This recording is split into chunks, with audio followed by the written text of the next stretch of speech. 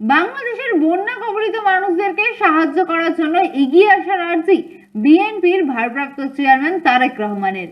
তবে তার কথায় ভারতের ত্রিপুরা রাজ্য প্রশাসনের দায়িত্বহীনতা এবং খামখেয়ালিপনার কারণে বাংলাদেশে বন্যা পরিস্থিতি সৃষ্টি হয়েছে। ভারতের ত্রিপুরা রাজ্য প্রশাসনের দায়িত্বহীনতা এবং খামখেয়ালিপনার কারণে বাংলাদেশের এই বন্যা পরিস্থিতি বলে মন্তব্য করেছেন বিএনপির ভারপ্রাপ্ত চেয়ারম্যান তারেক রহমান।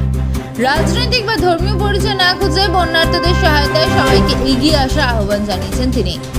শুক্রবার রাতে গণমাধ্যমে পাঠানো এক ভিডিও বার্তার মাধ্যমে এই কথা বলেন তিনি অভিযোগ করেন, হঠাৎ করেই বাঁধ খুলে দিয়ে বাংলাদেশের বিস্তীর্ণ এলাকাকে ডুবিয়ে দিলেও ভারত বাংলাদেশে আগাম কোনো সতর্কবার্তা দেয়নি। ফলে বন্যা পরিস্থিতি মোকাবিলায় বাংলাদেশ সামান্য একটু প্রস্তুতি নেওয়ারও সুযোগ পায়নি।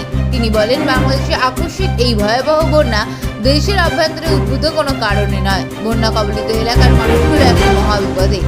সহায় সম্বল হারিয়ে লাখ লাখ মানুষ এখন নিদারুণ অসহায়। এমন পরিস্থিতিতে আপাতত কোনো অভিযোগ পাল্টা অভিযোগ তোলার সময় নেই।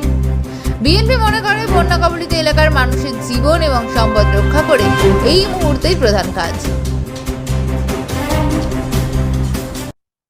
বন্যা কবলিত অঞ্চলে লাগাতার ভারী বৃষ্টিপাত হলেও সেটি পূর্বাঞ্চলে বন্যার মূল কারণ নয়, বরং এবারের বন্যার অন্যতম প্রধান কারণ উজানের দেশ প্রতিবেশী ভারতের ত্রিপুরা রাজ্য প্রশাসনের দায়িত্বহীনতা এবং খামখেয়ালিপনা। তারা হঠাৎ করে বাঁধ খুলে দিয়ে বাংলাদেশের বিস্তীর্ণ এলাকাকে ডুবিয়ে দিলেও একটি বারের জন্যও বাংলাদেশকে আগাম সতর্কতা দেয়নি।